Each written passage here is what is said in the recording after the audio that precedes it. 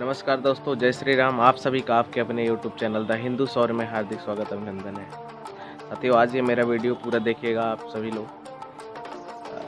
आज जिस तरीके से वर्तमान में हमारे देश की स्थिति है, चाइना बॉर्डर पर हमारे देश के जो तनातनी चल रही है, हम थोड़ा सा बैक में जाते हैं, बात करते हैं 1962 की। 1962 में जब हमारे देश का चाइना से युद्ध हुआ था, उस समय हमारे देश में ही एक व्यक्ति ऐसा था जो लंदन में उस समय पढ़ाई कर रहा था और उसने भारत के लिए नहीं, वो चीन के लिए डोनेशन करवा करके वो डोनेशन चीन को दिया था।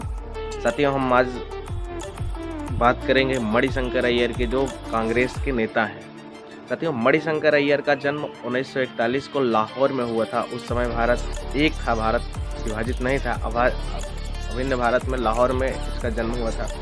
मणिशंकर अय्यर शुरू से ही भारत के विरोध में रहे हैं। आप सबको जैसा पता है, जब हमारे देश में हमारी सेनाएं 1962 में जंग लड़ रही थी चाइना के खिलाफ, तो सारे देश के लोग जिस समय भारत के साथ थे, उस समय ये कैम्ब्रिज विश्वविद्यालय में ब्रिटेन में पढ़ाई कर रहा था अपनी। वहीं पर इसने भारत के खिलाफ जाकर के चाइना के लिए डोनेशन प्रोग्राम किया था और डोनेशन लेकर के लगभग 90 लाख पाउंड उस समय वो डोनेशन इकट्ठा करके वो चाइना को दिया था।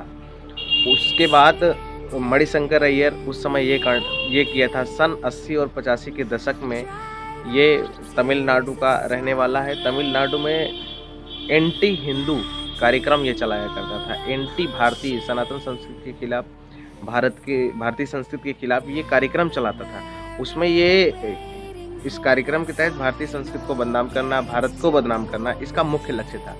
लेकिन साथियों, सोचने वाली बात है कि जो अपने राष्ट्र का नहीं, जो अपने राष्ट्रीय का नहीं, जो अपने सनातन संस्कृति का नहीं, उसके बावजूद वो मदुरई से लड़ता है चुनाव और वो वहाँ से चुनाव जीत जाता है। साथियों, उसके बाद उसी नेता जिसका आप सभी से पाकिस्तान प्रेम उसका किस तरीके से छिपा नहीं है।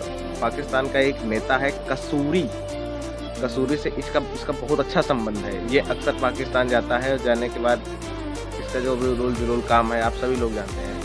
थोड़ा सा हम आपको बताते हैं कि उसके बाद 2009 तक, जब तक ये चुनाव नहीं हारा था, ये कांग्रेस के शासन में केंद्रीय मंत्री था। साथियों, ये सोचने वाली बात है कि क्या कांग्रेस पार्टी जो भारतीय संस्कृति के खिलाफ है, जो सनातन संस्कृति के खिलाफ है, जो भारतीयता के खिलाफ है, उसको किस तरीके से प्रोजेक्ट करती है। उसको अपने इंडियन नेशनल कांग्रेस से टिकट दे करके चुनाव भी लड़वाती है। जब वो चुनाव जीत करके आता है उसको केंद्रीय मंत्री बना दिया जाता है। साथियों, हम बात कर सकते हैं कि नेता अपने स्वार्थ में, कुछ नेता अपने स्वार्थ में जो राष्ट्र सनातन संस्कृति के खिलाफ जा सकते हैं, लेकिन क्या तमिलनाडु के जो उसका संसदीय क्षेत्र था, वहाँ के लोग भी क्या अपनी सनातन संस्कृति के खिलाफ और भारतीयता के खिलाफ इस स्तर तक जाने वाले व्यक्ति का साथ दे सकते हैं क्या?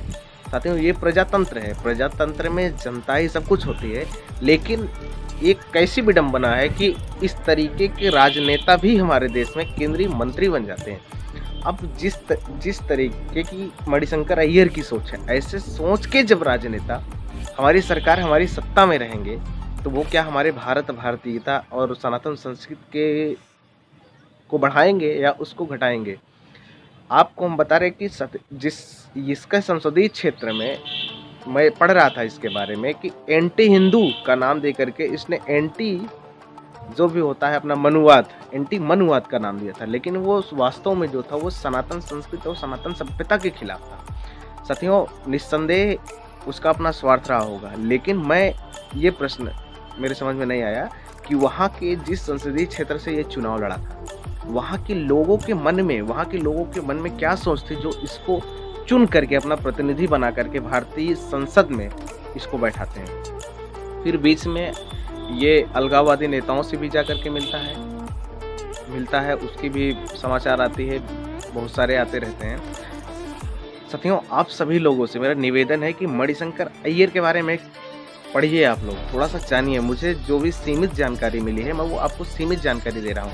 अक्सर ये पाकिस्तान आता जाता रहता है और जब बहुत ज़्यादा दबाव बना राष्ट्रभक्तों के द्वारा, राष्ट्रवादियों के द्वारा, तो कांग्रेस पार्टी ने इसका 2014 के बाद या इसका जो है अपने कांग्रेस से बर्खास्त कर देती है और इसको कांग्रेस का सदस्य भी नहीं बने रहने देती। लेकिन क्या कारण है कि जो भारत के खिलाफ चीन को चंदा दे, डोनेशन दे, उसको क्या ये अधिकार मिलना चाहिए कि वो भारतीय सत्ता में रहे? या यहाँ के लोगों को इतनी भी समझदारी नहीं है कि ऐसे व्यक्तियों को चुनाव जितवा करके ये लोग सत्ता में भेजते हैं? साथियों, सवाल है कि जो भारत का नहीं, जो सनातन संस्कृति का नहीं, जो भारतीयता का नहीं है, क्या उसको हम लोग इस तरीके से उसका समर्थन करें? या भारतवासी को इस तरीके से समर्थन करना चाहिए, उसको अपने संसदीय क्षेत्र से चुनाव जितवा करके भारत जो हमारा लोकतंत्र है उसका सदस्य बनाना चाहिए? नहीं ना। क्या कारण है कि कांग्रेस जो हमारे सनातन संस्कृति के खिलाफ रहते हैं उनको अधिक प्रोजेक्ट करती है? अभी वर्तमान में देखिए, जो छत्तीसगढ़ के मुख्यमंत्री हैं वो किस तरीके से सनातन संस्कृति के खिलाफ बोलते रहते हैं। अभी अजीत जोगी ही कांग्रेस का नेता था, नाम तो उसका अजीत जोगी था, लेकिन जब वो उसकी मृत्यु हुई तो उसकी क्रिश्चियन ईसाई पद्धति के साथ उसका अंतिम संस्कार हुआ। तो ये जो साथियों, इनका जो चाल चरित्र है हम सभी को समझना चाहिए। हमारी सनातन संस्कृति, हमारी भारतीयता को मिटाने के लिए किस स्तर से इतने नीचे तक ये लोग जा सकते हैं।